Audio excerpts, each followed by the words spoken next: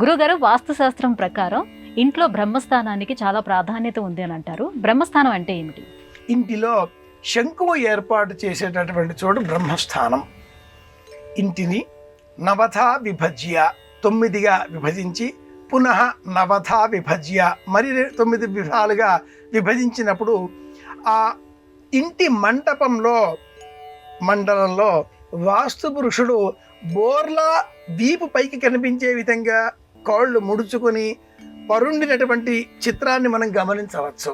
ఇందులో ఆ కేంద్ర బిందువు ఖండన బిందువులుగా అంటే ఆ ఆగ్నేయము వాయవ్యము, ఈశాన్యము నైరుతి, తూర్పు దక్షిణము, పడమర ఉత్తర, ఇలా ఈ చతుష్కోణాలు మళ్ళీ పునః మధ్యలో తూర్పు పడమర ఉత్తర దక్షిణ ఈ విధంగా విభజించిన అనంతరం మధ్యలో అనేక విభాగాలుగా వచ్చే కేంద్రక బిందువు బ్రహ్మస్థానం అవుతుంది.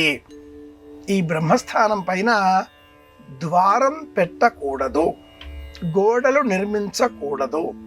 బ్రహ్మస్థానం మధ్య భాగంలో విడిచిపెట్టవలసి ఉంటుంది. ఆకాశం కనిపించే విధంగా చతుశ్శాలాభరణ నిర్మాణ విధానంలో బ్రహ్మస్థానం ఎప్పుడు కూడా మధ్యలో వచ్చే విధంగా ఏర్పాటు చేస్తారు. 4 వైపులా చతుశ్శాలలు నిర్మించేటటువంటి క్రమంలో మధ్య భాగం ఇలా బ్రహ్మస్థానము శంకువు నిర్మాణం చేసి ఆ శంకువు ద్వారా సూర్యోదయం 6 గంటల 5 నిమిషాలు 6:10 నిమిషాలు ఈ మధ్య సమయంలో ఏర్పడే నీడ తెలుసుకునే విధంగా శంకువుతో దారం వినియోగించి ఏది స్థిరమైనటువంటి తూర్పు దిశనో అలాగే వేగు చుక్క కనిపించే దిశ నిర్మాణం చేసి దిశా నిర్దేశం చేసుకున్న తర్వాత శంకుస్థాపన అక్కడే ఏర్పాటు చేస్తారు. అది ఆ స్థలానికి సంబంధించి బ్రహ్మస్థానము అవుతుంది. బ్రహ్మస్థానమును మూసివేయరాదు. ఇది ఒక ప్రమాణం. మానవ దేహంలో కూడా ఇలా బ్రహ్మస్థానము శిరస్సు పైన ఉండేటటువంటి శిఖ, నాభి తదితరములు వీటిని కూడా మూసివేయరాదు అనేటటువంటి శాస్త్ర ప్రమాణాలు కూడా అనేకం ఉన్నాయి. శిఖ భాగం పైన కాసింత పొడవుగా జుత్తు పెంచి ముడి వేసుకుని స్నానం చేసే సమయంలో ఆ ముడిని తొలగించి నీటితో తడిపి పిదప మళ్ళీ ముడి వేయడం ఒక ఆచారం.